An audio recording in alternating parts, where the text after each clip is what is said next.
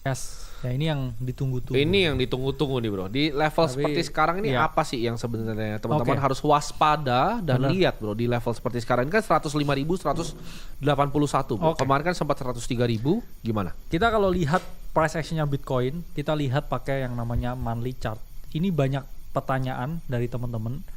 Orang banyak yang melihat bro, fraktal dari price action sekarang di monthly chart itu mirip seperti 2021. Bilangnya double top. Ya, apakah kita udah monthly close ya, dia monthly-nya persis ya ini. Dia break structure di 2021 setelah melakukan yang namanya mid year correction ya di 13 EMA, terus dia bouncing ya, dia ambil ya liquidity di atas dan kemudian habis itu langsung minus 74%. Iya, betul. Apakah ini hal yang sama? Jadi, teman-teman, kalau kita lihat ya price action dari Bitcoin, kita selalu ngomong ideal topnya itu kurang lebih itu 500 hari setelah halving. Yang mana meskipun formasinya sama seperti tahun 2021, harusnya kita masih ada 100 hari lagi di mana harga ini berpotensi mengalami kenaikan. Ya. Cuman ya disclaimer alert ya buat teman-teman yang udah ngikutin kita ya sejak Bitcoin 20-an ribu atau bahkan udah beli ya dari 2022, 2023, gak ada salahnya ya bro untuk mulai trimming posisi dan juga realisasiin keuntungannya. Ya mana ya kita pun bilang juga ke teman-teman ya, kita pun juga lihat potensi building position ya juga di kelas aset yang lain, dan gak ada salahnya ya take profit daripada kita take picture. Tapi kalau kita lihat juga ya di weekly chartnya sekarang Bitcoin ya ini sebenarnya masih mempertahankan ya area di atas 105.000. Yang mana ya kita berharap ya dia masih ada beberapa ratus hari ke depan ya. Kita kan selalu bilang target kita di 100.000 ya, target kedua di 120.000. Target kita udah tercapai, dan buat teman-teman pasti banyak pertanyaan nih. Saya kan baru tahu kripto sekarang, baru mau masuk Bitcoin sekarang. Kita bilang buat kalian yang mau lamsam di harga ini itu hukumnya haram. Kalau kalian mau building position di Bitcoin ya dollar cost average ya, pelajarin kripto, dan selengkapnya kita ada juga. Kita hari ini bikin modul mengenai gimana applying money management, risk management ketika teman-teman ini mau berinvestasi di kripto tahun ini. Ya memang kalau modul sifatnya panjang, yaitu nggak bisa kita kasih semuanya di sini. Maka dari itu teman-teman bisa gabung ya di Discord kita. Kita akan selalu kasih modul gratis setiap minggunya, dan penerapan ya exit strategy dan juga money management di kripto tahun ini, tepatnya di 2025 ini bisa teman-teman tonton ya hari ini. Ya karena begini teman-teman ya, teman-teman harus sadar bahwa di market itu ibaratnya dinamis ya bro ya.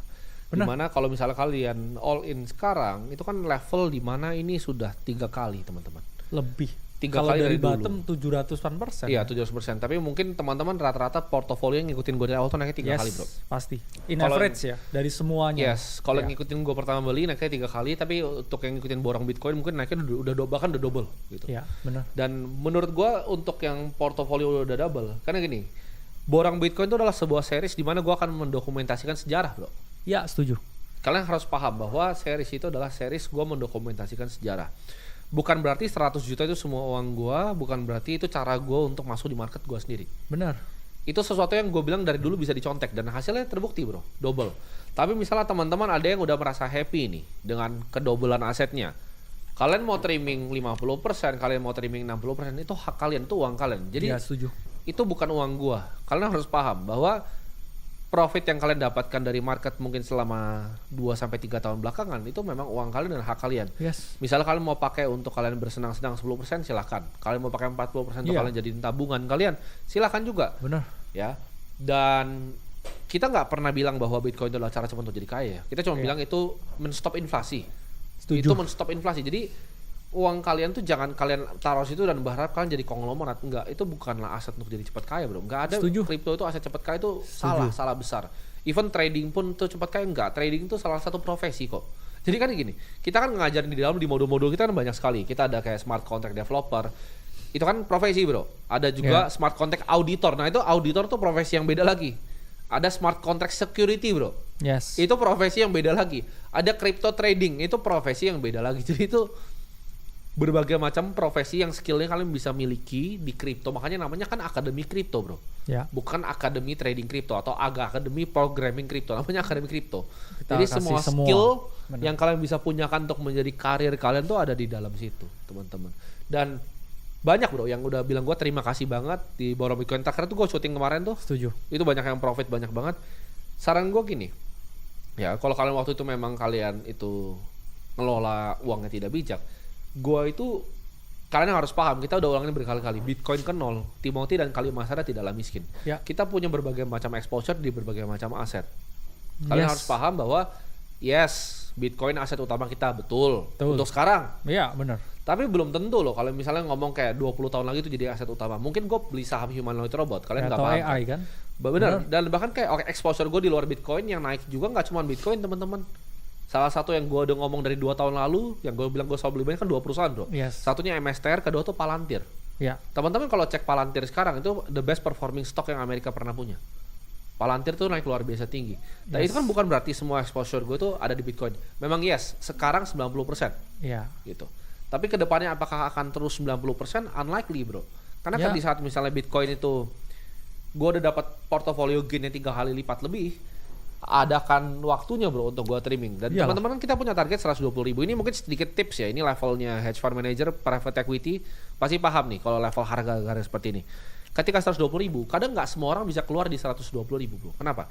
Karena 120 itu temboknya itu atas itu, atap. Banyak yang ngantri. Banyak yang ngantri, bitnya tebal. Jadi kalau kalian uangnya besar, pasti banyak yang akan mau trading di 118.500. Iya. Lo akan lihat tuh nanti, walaupun belum terjadi, karena kita udah sering di market ya, bitnya itu akan terjadi di 118 sama 119 bro. Berantemnya bakal di sana.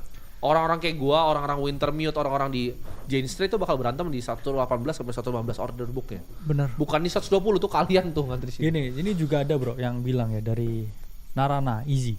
Waduh nih kenapa nih ngomong gini? Tapi emang bener sih. Cuman apakah ada desakan dari pihak lain? Jadi nggak ada. Ya. Ini bagi Benar. Kita desakan nggak ada yang bisa beli gitu menurut gua. Jadi memang kita dari awal stance kita di sini ini memberikan teman-teman pelajaran dan juga pendidikan keuangan.